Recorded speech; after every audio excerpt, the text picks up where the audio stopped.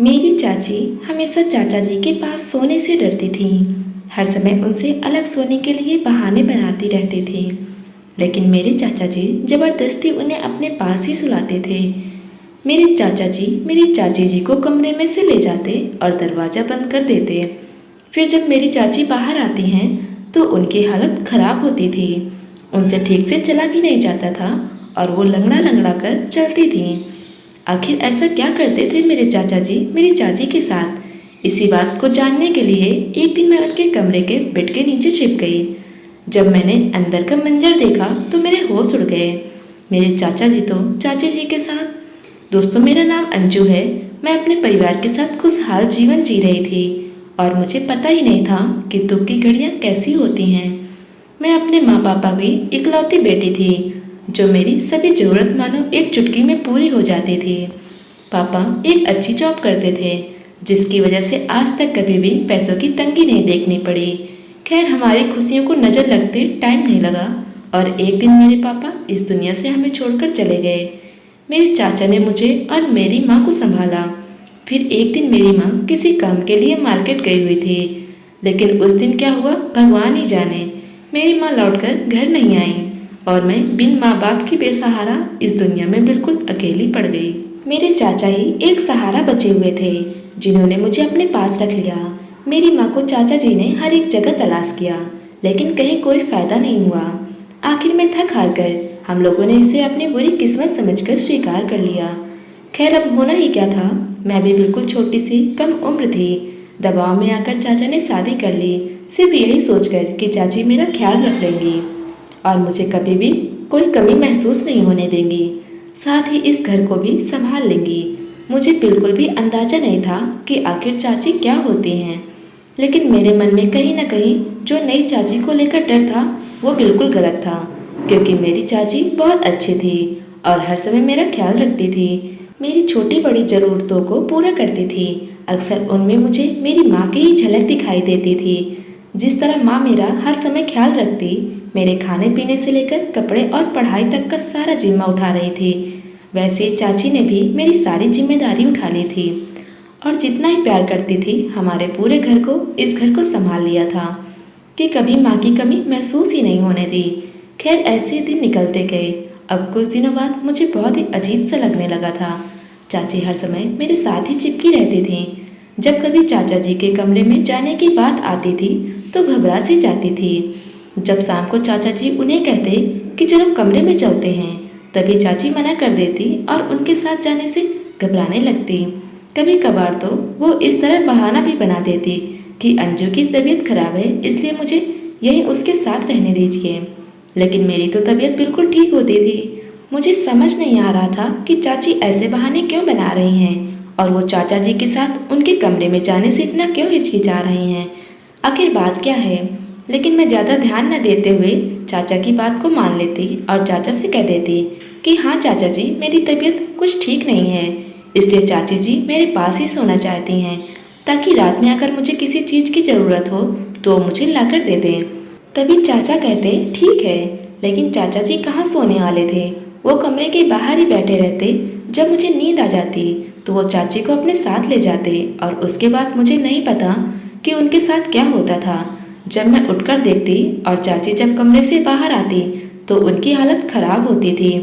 उनके बाल भी बिखरे हुए होते थे और वो लंगड़ाकर चल रही होती थी, मानो उन्हें पूरी रात किसी ने पीटा हो, और उनकी आंखें भी पूरी तरह से सूजी हुई होती, जैसे कि उन्हें किसी ने रुलाया हो।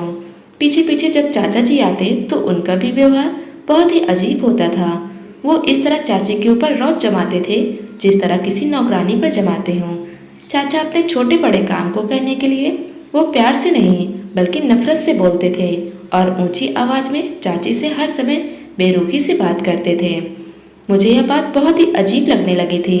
अब तो मुझे अपने चाचा से डर लगने लगा था कि कहीं चाचा मेरे साथ भी ऐसा व्यवहार तो नहीं करने लगेंगे।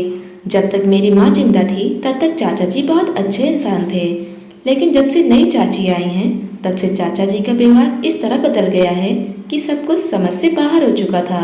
मैंने चाची जी से पूछा कि चाची आखिर बात क्या है? चाचा जी आपके साथ ऐसा क्या करते हैं जिसकी वजह से आप इतना डरी हुई रहती हैं और उनके साथ कमरे में जाने के लिए भी तैयार नहीं होती हैं। तभी चाची मुझे कहने लगी कि बेटा ऐसी कोई बात नहीं है, तुम इन सब बातों में इतना ध्यान मत दो। इस तरह चाची हर रोज कोई बहाना बनाकर इस बात से मुझे बहला फुसलाकर दूर कर देती और अपने काम में लग जाती। लेकिन मेरा दिमाग कहाँ रुकने वाला था। मेरे मन में तो सिर्फ यही चल रहा था कि आखिर हो क्या रहा है, क्योंकि मेरे मन में बहुत बड़ा डर था कि कहीं मैं माँ की तरह चाची को भी ना खो दूँ।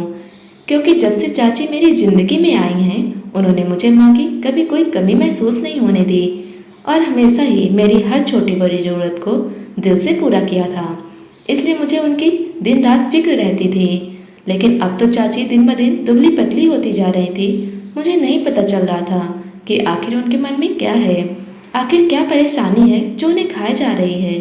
और चाचा जी भी उनकी खैर खबर नहीं लेते थे। वो चाची के ऊपर एक नौकरानी की तरह रौब जमाते और रात को उन्हें जबरदस्ती अपने कमरे में ले जाते। सवेरे होते ही जब चाची कमरे से बाहर आती तो उनकी हालत बिल्कुल ठीक नहीं होती और चाचा जी को इस बात से जरा भी फर्क नहीं पड़ता। वो बड़ी ही अच्छी मुस्कान और तंदुरुस्ती के साथ कमरे से बाहर निकलते जैसे कुछ हुआ ही नहीं। मुझे तो अब चाची की बहुत फिक्र होने लगी थी, पर मैंने एक दिन चाची से कहा, आप चाचा जी के कमरे में मत सोया कीजिए, आप मेरे ही पास सोया करें। तभी चाची कहने लगी कि बेटा मैं तुम्हारे पास ही सोना चाहती हूँ, लेकिन मैं कर भी क्या सकती हूँ। उन्होंने मुझे पूरी बात तो नहीं बताई, लेकिन मुझे इतना जरूर कहा कि मैं तुम्हारे पास ही सोना चाहती हूँ। मैं चाची को अब अपने पास बुला लिया।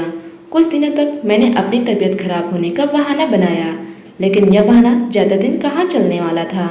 चाचा भी कोई बच्चे नहीं थे जो न समझ पाते, इसलिए वो सब जानते थे कि किस समय तबीयत खराब होती है और किस समय बहानेबाजी होती है।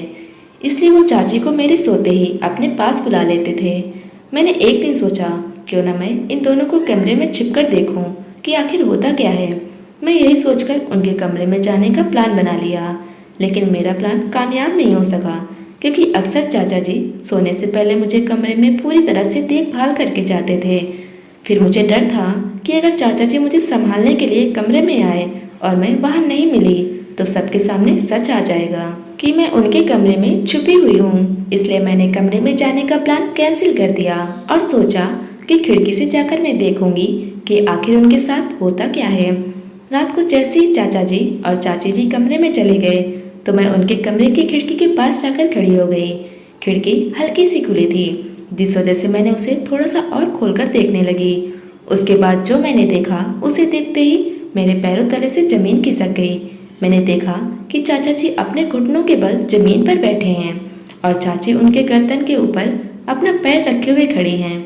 मेरे तो कुछ भी समझ में नहीं आ रहा था कि मेरी चाची इतनी भोली भाली और सरल स्वभाव की मेरे चाचा जी के साथ ऐसा क्यों कर रही हैं। अब तो मेरा शरीर पसीने से लथपथ हो गया था। मुझे बिल्कुल भी समझ नहीं आ रहा था कि पूरे दिन चाची के साथ ऐसा व्यवहार करने वाले चाचा जी और इतने क्रूर स्वभाव वाले गुस्से वाले चाचा जी उनके सामने इस तरह घुटनों के बल क्यों बैठे हैं, और जो इतनी सरल और साधारण चाची जिनके मुंह में जबान तक नहीं थी वो चाचा जी के सामने ऐसा क्यों कर रही हैं। मैं वहीं पर उनकी बातें सुनती रही। चाची किसी बात को लेकर चाचा जी को डरा रही थी और चाचा जी की आंखों में आंसू आ रहे थे।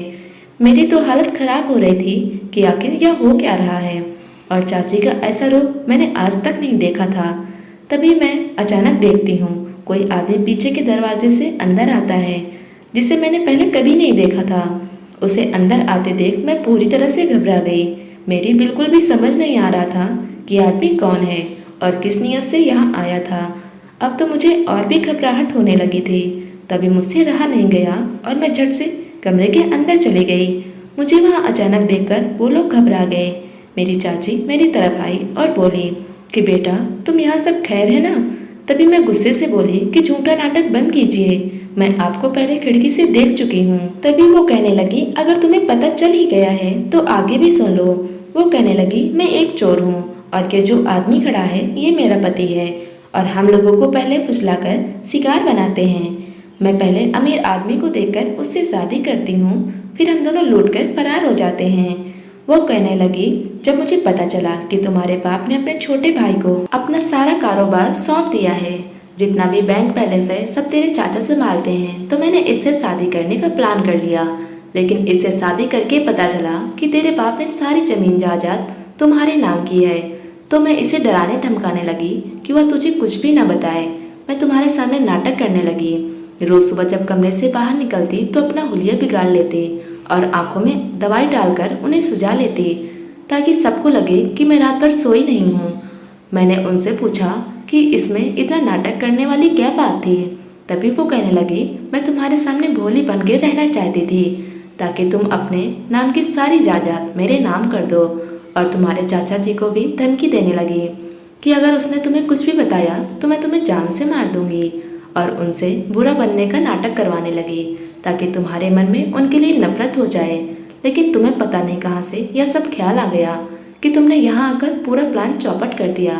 तो मेरी हालत खराब हो गई, मेरे पैर कांप रहे थे। जिस औरत को मैंने अपनी चाची माना उसी ने ऐसा खेल खेला। तभी वह औरत उस आदमी के हाथ से कुछ कागज लेकर आती है और मुझसे कहती है कि इन पर साइन कर दो वरना मैं तुम्हारे चाचा जी को मार दूंगी। मेरा मन बहुत घबराने लगा। मैं अपने पापा की मेहनत की कमाई को ऐसे किसी के हाथ में नहीं दे सकती थी, लेकिन दूसरी तरफ अपने चाचा जी को किसी मुसीबत में भी नहीं डाल सकती थी। अब साइन करने के अलावा मेरे पास कोई और चारा नहीं था। तभी वह आदमी मेरी तरफ बढ़ने लगा और आकर मेरे हाथ को जकड़कर पकड़ लिया और कहा कि आराम से बोल रहे हैं तो समझ में नहीं आ रहा क्या, साइन करती हो या नहीं। अब मेरे पास कोई और दूसरा चारा नहीं बचा था। मुझे साइन करने का पूरी तरह मजबूर कर दिया गया था क्योंकि मेरे चाचा जी की जान से ज़्यादा मेरे लिए कुछ भी नहीं था, इसलिए मुझे साइन करना ही पड़ा। मेरे साइन करते ही वो औरत जोर जोर से हंसने लगी और कहने लगी कि जो हमें चाहिए था वो हमें मिल चुका है। अब हमें तुम चाचा बेटियों से कोई मतलब नहीं है, इसलिए तुम लोग जहाँ मर्जी वहाँ चले जाओ, हमें किसी से कोई मतलब नहीं है। और वो उन कागजों को लेकर जाने लगी। तभी उसने दरवाज़ा खोला तो सामने देखा कि मेरी माँ और कुछ आदमी खड़े थे। अब तो मेरे और मेरे चाचा जी के पैरों तले जमीन खिसक गई। माँ को हम सालों से तलाश कर रहे थे और अंत में हमने हार मान ली थी। वही माँ आज हमारे सामने दरवाजे पर खड़ी थी। मेरी खुशी का कोई ठिकाना नहीं था क्योंकि इतने सालों बाद मुझे मेरी माँ मिल चुकी थी। अब तो मेरे चेहरे पर एक प्यारी सी मुस्कान आ गई थी। तभी मेरी माँ उस औरत के हाथ को पकड़ती है और उसे जोर से तमाचा मारती है। वे दोनों एकदम से उन लोगों को देखकर घबरा जाते हैं और वे दोनों भागने लगते हैं। तभी उन आदमियों ने उन्हें पकड़ लिया। मेरी माँ कहने लगी कि दरअसल कुछ साल पहले जब मैं मार्केट गई थी तो मेरा एक एक्सीडेंट में सिर में गंभीर चोट आने की वजह से मैं कोमा में चली गई थी। तभी वहाँ पास में एक बने गांव में एक औरत मुझे अपने साथ लेकर गई और मेरा इलाज शुरू कर दिया। दरअसल मुझे कुछ दिनों पहले ही होश आया और मेरी याददाश्त वापस आई तो मैं अपने घर का पता उस औरत को बताया। वह मुझे यहाँ छोड़कर गई।